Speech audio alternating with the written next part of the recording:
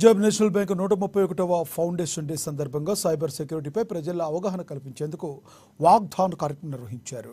ఈ కార్యక్రమంలో cyber security ACP KVN Prasad, Punjab National Bank zonal manager Sunil Kumar Chugh హాజరై ఈ వాక్ను ప్రారంభించారు. ఈ మధ్య కాలంలో సైబర్ సెక్యూరిటీ బాధితులు పెరిగిపోతున్నారని, వారిలో అవగాహన కల్పించేందుకు పంజాబ్ నేషనల్ బ్యాంక్ నిర్వహించడం ఎంతో అభినందనీయమని ఏసీపీ ప్రసాద్ పేర్కొన్నారు. ప్రజలు కూడా సైబర్ నేరాల, మోసాల పట్ల అప్రమత్తంగా ఉండాలని తెలిపారు.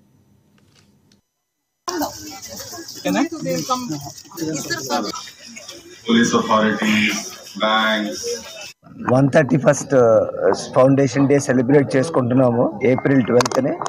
అందులో భాగంగా ఈరోజు మనం సైబర్ సెక్యూరిటీ అవేర్నెస్ మీద ఒక వాకేథాన్ ప్రోగ్రామ్ కండక్ట్ చేస్తున్నాము. Hyderabad zonal office sir Shri Sunil Kumar Chugh, chief general manager, zonal manager ఈ ప్రోగ్రామ్ కండక్ట్ చేస్తున్నారు.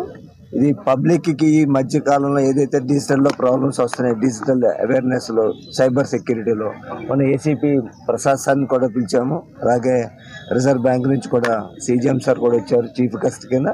సో మన మెయిన్ ఏమంటే మంచిగా అవేర్నెస్ క్రియేట్ చేసి సైబర్ సెక్యూరిటీ మీద, సో దట్ ఇది ఉన్న ఈ థ్రెట్ని మనం క్లియర్గా డీటెయిల్డ్గా మొత్తం ఎక్స్ప్లెయిన్ చేసి హౌ టు ప్రివెంట్ దెమ్.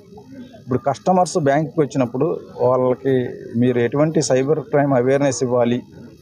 ఎందుకంటే కొంత రోలు ఈ కేసులో పెద్ద అమౌంట్స్ ట్రాన్స్ఫర్ చేసేటప్పుడు కొంత బ్యాంక్ రోల్ కూడా ఉంటుంది.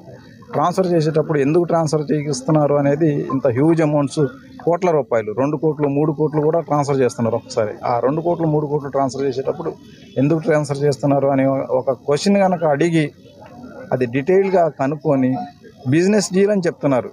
డిజిటల్ అరెస్ట్ కేసుల్లో ట్రాన్స్ఫర్ చేసేటప్పుడు బిజినెస్ డీల్ అని చెప్తున్నారు. ఆ బిజినెస్ డీలు ఏం బిజినెస్ డీలు, ఎక్కడ కొన్నారు, మీరు ఏం కొన్నారు,